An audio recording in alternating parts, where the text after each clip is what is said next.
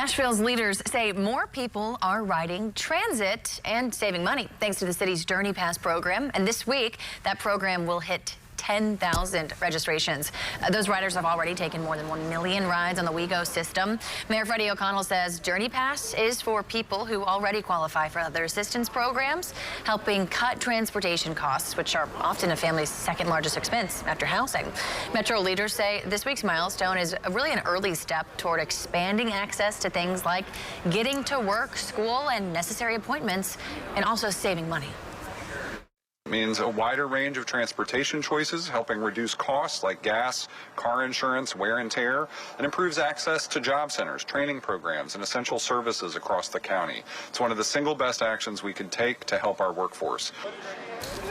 You can still sign up for the Journey Pass program. There's actually a registration event this week that is Wednesday at the downtown WeGo hub.